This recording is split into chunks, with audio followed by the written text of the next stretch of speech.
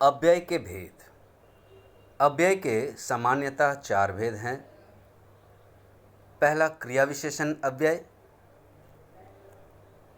राम धीरे धीरे टहलता है, राम वहाँ टहलता है, राम अभी टहलता है। इन वाक्यों में धीरे धीरे, वहाँ, अभी राम के टहलने की क्रिया की विशेषता बतलाते हैं।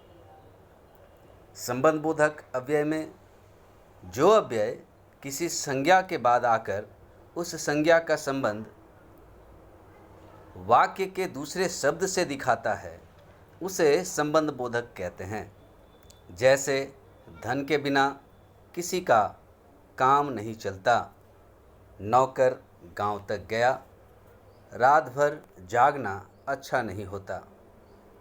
इन वाक्यों में के बिना, तक और भर संबंध बोधक अव्यय हैं। तीसरा, समुच्चय बोधक अव्यय। ऐसा पद या अव्यय जो क्रिया या संज्ञा की विशेषता ना बताकर एक वाक्य या पद का संबंध दूसरे वाक्य से जोड़ता है, समुच्चय बोधक अव्यय कहलाता है। जैसे आंधी आई और पानी बरसा। इस वाक्य में और समुच्चय बोधक अव्यय है। चौथा है विस्मय बोधक अव्यय।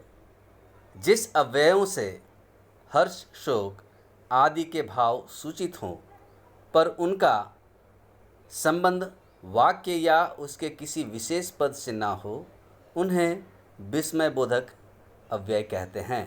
जैसे हाय, अब मैं क्या करूं। हाय विस्मय बोधक अव्यय शब्द हैं। अब कुछ प्रश्न अव्यय से संबंधित पूछे जा रहे हैं। आप इनका उत्तर अपनी कॉपी में नोट करेंगे और इनका अभ्यास करेंगे। निम्नलिखित रिक्त स्थानों की पूर्ति अव्यय पदों से करें।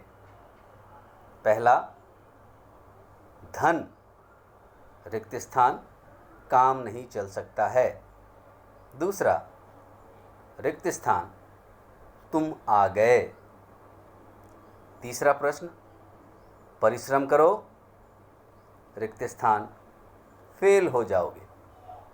चौथा प्रश्न है, हवा रिक्त स्थान, बह रही है। पांचवा प्रश्न है, परिश्रम करो, रिक्त स्थान, सफलता नहीं मिलेगी। छठा प्रश्न है, तुमने जल पिया, रिक्त स्थान, नहीं। सातवां प्रश्न है, आज हम, रिक्त स्थान, दूध पीकर रहेंगे। आठवां प्रश्न है, बच्चे, रिक्त स्थान, खिलाड़ी होते हैं। नवां प्रश्न है, मैंने अपने मित्र को बुलाया, रिक्त स्थान, वह नहीं आया। 10वां और अंतिम प्रश्न है, रिक्त स्थान, हम जीत गए।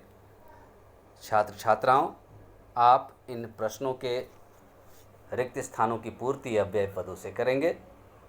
अव्यय पदों के बारे में आपको जानकारी इसके अगले प्रोजेक्ट में दी गई है।